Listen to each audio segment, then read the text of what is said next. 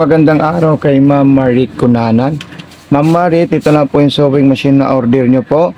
Unang-unang gagawin po natin, Ma'am Marit, ito pong wire ng ating sewing machine. Dito po natin yan isasaksak po, ma'am. Okay? Dito sa mismong transformer natin. At itong wire ng ating transformer, isasaksak natin sa regular outlet natin, ma'am. Ayan. So, ayan po siya, Ma'am Marit. Makikita nyo po siya na nagkaroon na po tayo ng power sa ating unit. Okay, so meron po tayong switch on and off po dito, ma'am. Ayan.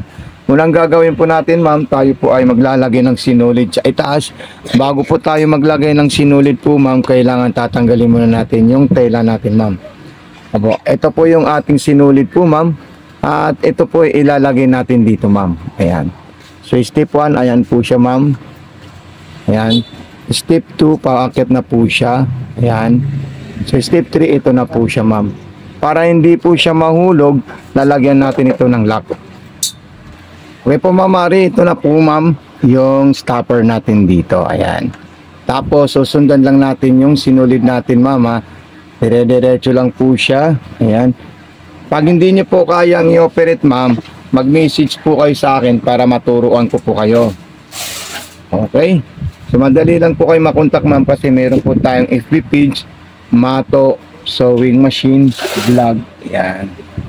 So ayan po siya, pinasok ko na po siya diretso, ma'am. Yun sa ilalim, i-open nyo lang po ito, ma'am. Ayan. Ito po siya, ma'am. Tapos dito natin yan ilalagay. Okay? Tapos gaganyan natin at ipapakain natin sa kanya. At ito na po yung mga pa-previous natin, ma'am. At yung transformer, wag niyo po kakalimutan gamitin, ma'am. Ayan po siya. Okay? Importante po yan, ma'am, sa unit natin yung transformer po, ma'am. Okay, so ipapakain natin sa kanya. Iikutin ko lang to. Ayun, nakita natin yung dalawang sinulid. Ihilain natin yan. Okay? Tapos, igaganito natin yan. Papasok natin doon. Sasarado natin. Then, mamimili na po tayo ng design na gusto natin, ma'am.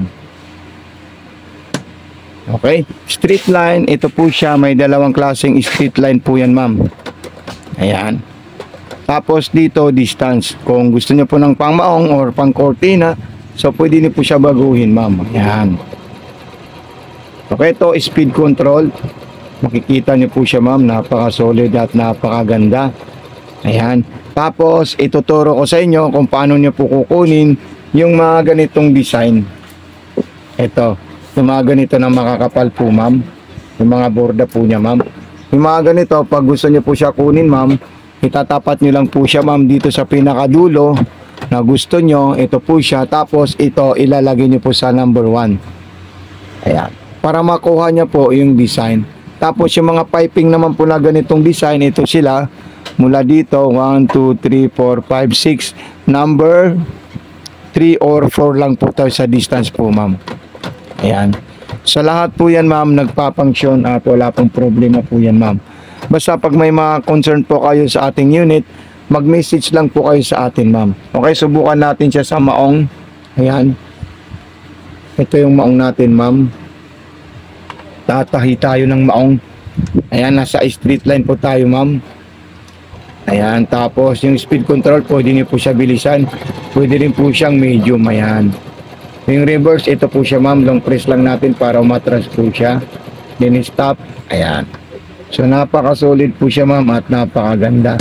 Yan, kung gusto naman natin kumuha ng mga design, so igaganito lang natin yan, ma'am. Ayan. Yung mga pang-piping, yung lahat na nandyan. So depende na po sa inyo. Basta dito number 3 lang po tayo dyan, ma'am. Huwag na natin ito baguhin pag dito tayo kukuha. 1, 2, 3, 4, 5, 6. Okay. So, another design, stop natin siya. Ayan. Yung pang-aging, yung ganitong klaseng design po, ma'am. Ito.